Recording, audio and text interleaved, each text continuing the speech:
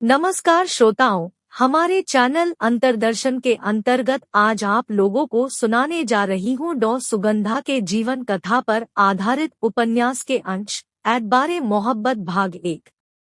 जीवन के लगभग 40 वर्ष पार कर चुके डॉक्टर सुगंधा आज एक बार फिर से अपने बीते हुए दिनों को याद करते हुए किंकर्तव्यविमूढ़ की भांति गहरी भावनाओं में डूब जाती है और सोचने लगी, बहुत से उठा-पटक के बीच जीवन के इतने सारे वर्ष बीत गई है, परंतु अपने आप में कभी इतना असहज महसूस नहीं की जो आज हो रही है।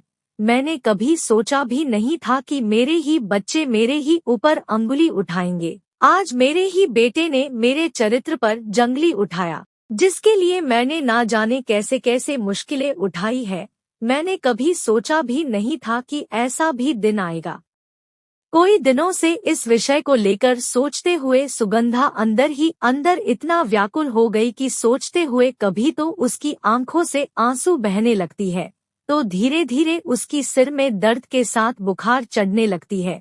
उसे अपनी ड्यूटी में भी जाने की इच्छा नहीं हो रही है, मगर ऐसा भी तो नहीं हो सकता है कि छुट्टी कर लें। एक सीनियर डॉक्टर के लिहाज से अपनी ड्यूटी से छुट्टी भी नहीं कर सकती, उसे ड्यूटी में तो पहुंचने होंगे। जरूरत के हिसाब से एक टैबलेट खाकर ड्यूटी में चली जाती है, मगर ऐसा कब तक चलेगी। एक तरफ जहां ड्यूटी में जाना उसके लिए न केवल कर्तव्य है, वहीं वह एक डॉक्टर है, अपने आप को अपनी ड्यूटी से विरत कैसे रख सकती है।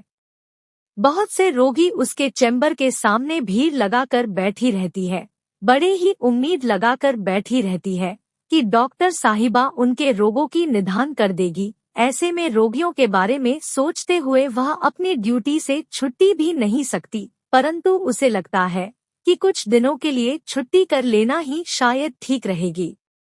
डॉक्टर सुगंधा मन ही मन सोचती रहती है, 2-4 दिन छुट्टी लेकर आराम करने पर शायद तबीयत कुछ ठीक हो जाएगी, परंतु ऐसा करने पर भी क्या मेरी तबीयत में सुधार होगी, क्योंकि मेरी सिर दर्द और बुखार कोई बीमारी तो नहीं है ना। यह तो निहायत ही बेटा अरविंद के दुर्व्यवहार के कारण हुई है।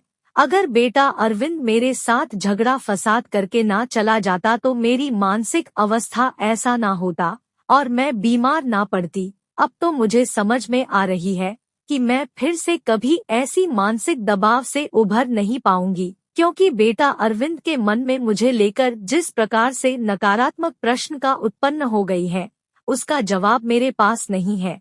आता मुझ पर जिस तरह से इल्जाम लगाया, मैं उसका मन का मैल को किसी भी परिस्थिति में धुला नहीं पाऊंगी। आता अब तो शायद कोई भी समाधान के गुंजाइश नहीं बची है।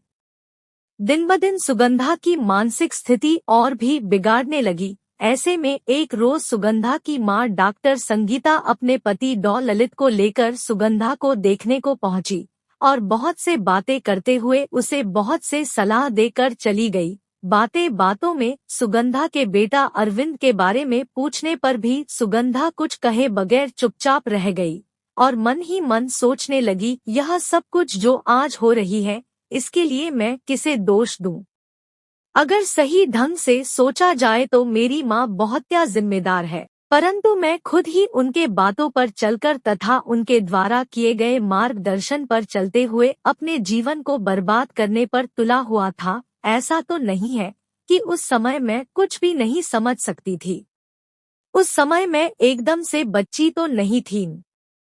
अगर मैं किसी को कहूंगी तो यही कहेंगे कि तुम उस समय बच्ची तो नहीं थी ना, तुम खुद एक बच्चे की माँ रही, तुम्हें कम से कम अपना ना सही अपने बेटे के लिए तो सोचना चाहिए था ना। परंतु मैंने कभी ऐसा सोचा नहीं है, वरन मैंने अपनी माँ की बातों को सही समझती रही। उनके इशारों पर मैंने न केवल अपने जीवन को बर्बाद कर डाला, अपने बेटे के जीवन को भी बर्बाद कर डाला। आज बेटा अरविंद ने मेरे आंखों में उंगली डालकर मेरी जीवन के कहानी के पन्नों को पलट कर देखने को कह डाला। यह क्या कम है जो मैंने इतने वर्ष में समझ नहीं सकी, वह मेरा बेटा होकर मेरी आधी उम्र में समझ गया है, तभी तो मुझ पर खफा हो गया है, परंतु मेरे पास उसके बातों का कोई जवाब नहीं है, तो भला मैं क्या बताऊं। अगर सोचा जाए तो उसने भी कोई गलत नहीं कहा। मुझे अपने माँ के बातों में आकर बहकना उचित ना था। मुझे अपने दिमाग से सोचकर उचित कदम लेनी थी। मैं एक पढ़ी लिखी औरत हूँ। मुझे अपनी दिमाग से विचार करके अपने रास्ते पर चलना चाहिए थी, ना कि दूसरों की बातों पर। लोग चाहे कुछ भी कहें, परंतु सभी को अपने हिसाब से चलना चाहिए। अगर मैं भी अपने ढंग से सोचती तो शायद आज हमारे जीवन कथा कुछ और होती। आज मेरा बेटा मुझसे प्रश्न ना करता। मेरे चरित्र पर जो कलंक के दाग लगी हुई है, उसे मैं कभी धुला नहीं पाऊंगी।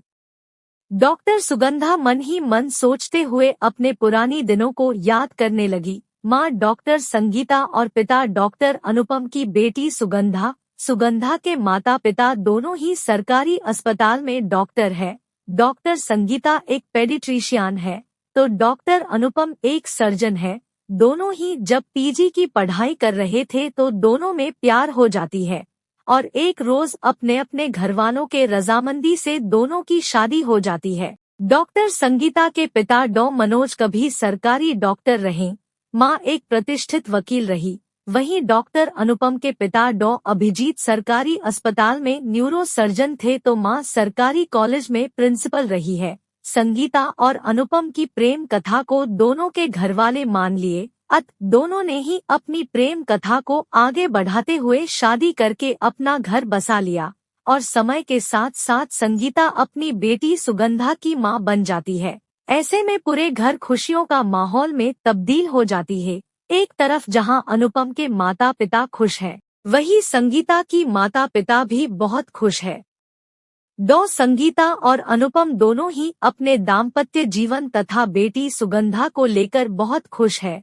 दोनों ही अपने अपने ड्यूटी को निभाते हुए अपने बेटी को लेकर बहुत से सपने सजाने लगे, परंतु डॉक्टर अनुपम को नहीं पता है कि समय के साथ साथ उनके दाम्पत्य जीवन में ग्रहण लग जाएगी। संगीता और अनुपम दोनों ही सरकारी डॉक्टर है, ऐसे में उनकी अलग अलग जगह पर पोस्टिंग होना स्वाभाविक है। अचानक संगीता की पोस्टिंग दिल्ली से देहरादून में हो गई, तो संगीता अपनी 4 वर्ष की बेटी सुगंधा को अपने साथ लेकर देहरादून में चली गई, जिस पर अनुपम बहुत दुखी हो गया। किसी भी तरह साल भर बीत गई। अनुपम उम्मीद लगाकर बैठा रहा कि शायद साल भर बाद किसी भी तरह से संगीता की पोस्टिंग फिर से दिल्ली में करवा ली जाएगी, या तो अनुपम खुद अपना पोस्टिंग देहरादून में कर लेंगे। मगर ऐसा ना हो सका, वरन अनुपम का पोस्टिंग दिल्ली से इलाहाबाद में हो गया। अनुपम अपने पोस्टिंग से बहुत दुखी हो गया। अपने पत्नी संगीता तथा बेटी सुगंधा से अलग रहना उसे बिल्कुल ही गवारा नहीं था, मगर मजबूरी है कि उसे अपने परिवार से दूर रहना होगा। अनुपम को जैसे ही मौका मिलता देहरादून में अपने पत्नी और बेटी सुगंधा से मिलने को पहुंच जाता, पर दिन-ब-दिन और भी दुखी होता गया। डॉक्टर अनुपम मूल रूप से उदयपुर राजस्थान के हैं। उदयपुर में उसके माता पिता तथा पूरा परिवार है। गांव में बहुत से खेत खलिहान के साथ जमींदारी है, परंतु डॉक्टर बनने के पश्चात तथा सुविधा संपन्न जीवन बिताने हेतु दिल्ली में एक 3 BHK फ्लैट लेकर अपने परिवार सहित रहने की विचार करने लगा। आथा कुछ दिन उसने खुद अपने माता पिता को दिल्ली में अपने पास रखने की इच्छा जाहिर करने पर भी संभव नहीं हुआ, क्योंकि उनके पिता उदयपुर में सरकारी अस्पताल में डॉक्टर है तथा मां वही के एक सरकारी कॉलेज में प्रिंसिपल है। ऐसी अवस्था में अनुपम पत्नी संगीता तथा बेटी सुगंधा के साथ केवल 3 जन ही हैं जो दिल्ली में अपने प्लाट में रहते हैं और एक खुशहाल जीवन बिता रहे थे कि संगीता की अचानक देहरादून में पोस्टिंग हो गई है। डॉक्टर संगीता मूल रूप से देहरादून के ही है। उसके पिता देहरादून के ही सरकारी अस्पताल में डॉक्टर है, तो मां वहां के एक बहुत बड़े वकील है। बचपन से ही देहरादून के हवा पानी में पले बड़े हुए संगीता ऑल इंडिया रैंकिंग के हिसाब से MBBS और PG करते हुए UPSC के थ्रू सरकारी अस्पताल में नौकरी हासिल किया। अनुपम भी UPSC के थ्रू सरकारी नौकरी हासिल किया। आता देश भर में कहीं पर भी उनकी पोस्टिंग हो सकती है। ऐसे में संगीता की जब देहरादून में पोस्टिंग हुई तो मन ही मन बहुत खुश तो थी, पर अपने पति से बिछड़ने का गम उसे भी सताने लगी। बेटी सुगंधा अभी अपने पापा को लेकर बहुत से बातें किया करती है।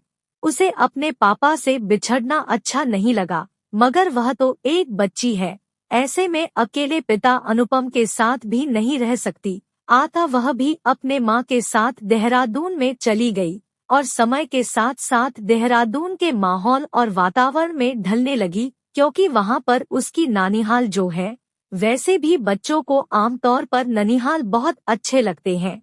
संगीता अपने बेटी को लेकर अलग रहने के बजाय अपने मायके में ही रहने लगी, जो सभी के लिए बहुत सुखदायक लगने लगा। समाप्त। कहानी के अगले भाग के लिए हमारे साथ बने रहिए। धन्यवाद।